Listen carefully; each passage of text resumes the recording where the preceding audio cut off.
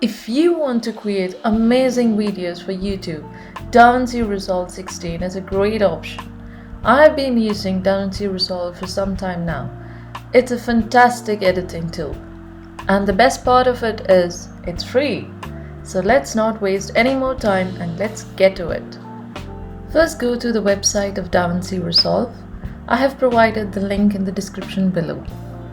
Click on the download button. It gives you two options.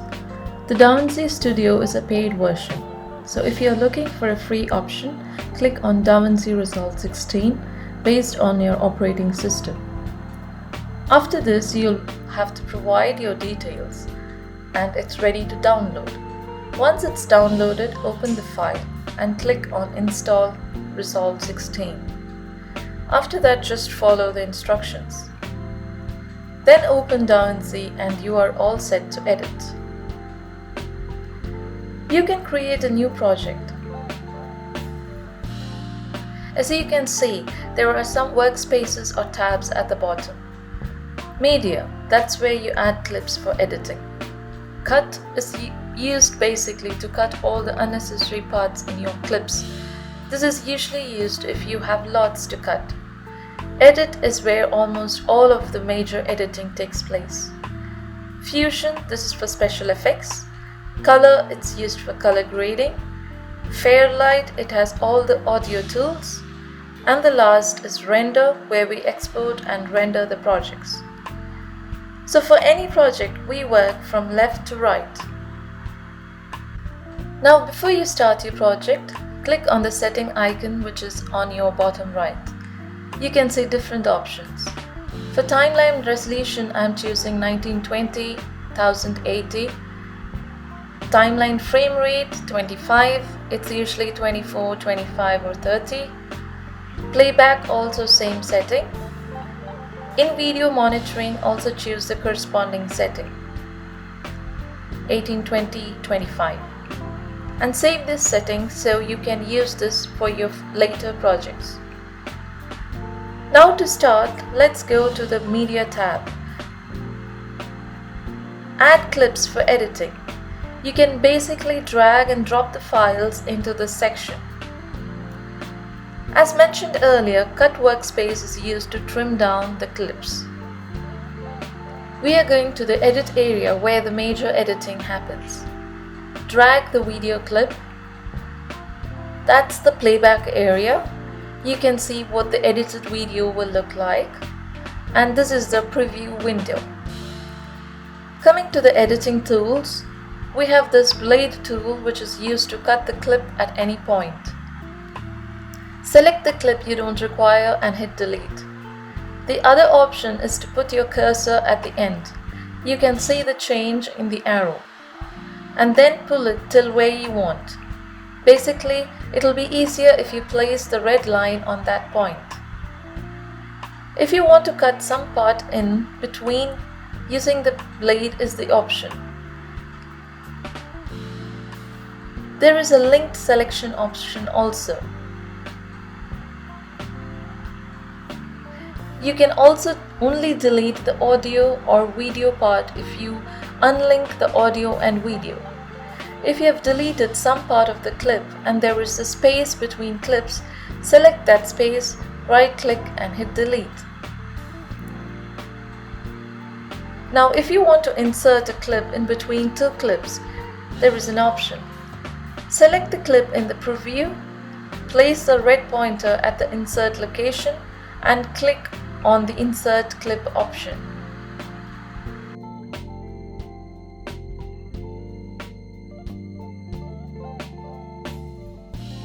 You can also copy one clip and paste it at another location.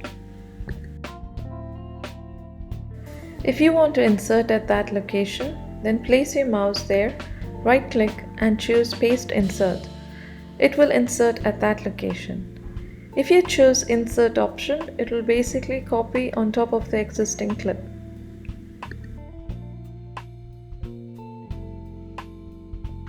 The U-shaped tool is called Snap tool. If it's off, you have more control while editing. For moving the cursor around. If it's on, it will snap at each point. You can keep switching between on and off. Now you can zoom in and out to get better idea of your clips. You can use the slider, else you can use these options to zoom in and out. You can also check the timeline view options where you can view the waveform for the audio or the picture for the video. You can also increase or decrease the track height. You have a bunch of options if you right-click on a selected video. One of them is to change the clip duration. That is, if you want to fasten or slow down the clip. I'm increasing the speed to 200 and I've also clicked on the option Ripple Sequence. So in this case, the video will become faster and shorter. Let's take another case where we have initially deleted some part of the video. After that, we are applying the speed option, again with the ripple option clicked. Since the ripple option is clicked, it will only take the deleted part of the clip and shorten it. If you don't choose the ripple option, it will also consider the deleted part also. The next option is to add overlay footage. Pull another clip on top of the intended clip and delete whatever is unnecessary. There's another way of doing this. In the preview, press I on the keyboard to select the starting point, O for the ending point. You have now marked the in and out. Put that on top of the video.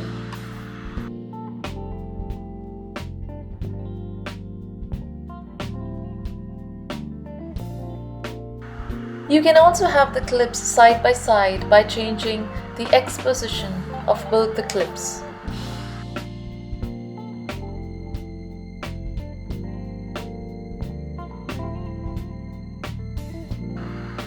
Now for the effects library. We have the video, audio, transitions and also titles. You can drag and drop the required video transition onto the clip. Just note that we should use video transitions only when it's necessary. Similarly, audio transitions also can be used. Now we can add text by pulling that option where it's needed. And then you can play with the options. You can change the font color, pull it anywhere you want to lay it on the clip, then change the background settings.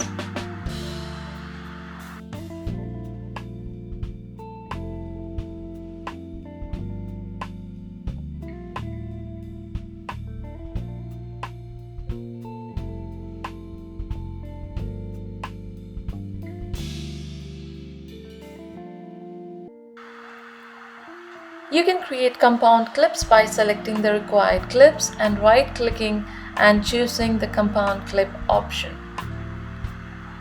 In the workspace, there are numerous things which you can work on. We will just go through the basics. On the selected clip, you can rotate or zoom in or out, etc. You can go to the color wheels and play with the colors. You can see when I change the lift, gamma, gain, etc., the color changes. You can change the contrast and saturation here. Lift is for the dark areas, gain is for the light areas, and gamma is for the midtones. Now let's check the audio options. You can add an audio to a new track for the background music, etc. You can fade in and fade out the music by pulling inwards from that point. We can change the volume by pulling the waveform up or down. We can mute by completely reducing the volume. We can also mute the entire track by selecting the mute option. Now moving to the Fairlight, where we can do more of the audio editing. In the effects library, you can see a number of options to use on your audio clip. For example, you can reduce the noise reduction by pulling that option onto the clip. You can also record your voice and give the video a voiceover. For this, create a track and then in the mixer, choose the input.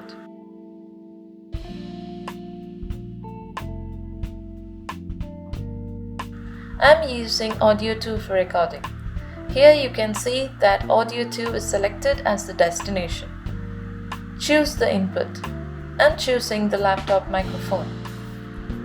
Then hit Patch and close the window.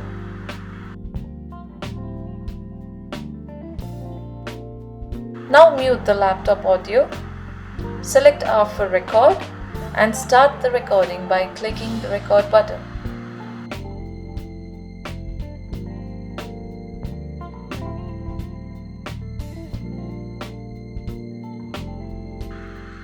The final workspace is to render the video. You can see different options. If you are creating for YouTube or Vimeo, you can choose the relevant option. I'm choosing 1080p for YouTube. Give it a file name and location, then add it to the render queue, and finally start render. The final video will be saved in the selected location. So these are the basic things that you can do on DaVinci Resolve 16. This is an interesting tool with lots of other options which you can play with. If you have not yet subscribed to our channel, please do. We will be uploading more DIY videos. Thank you for watching.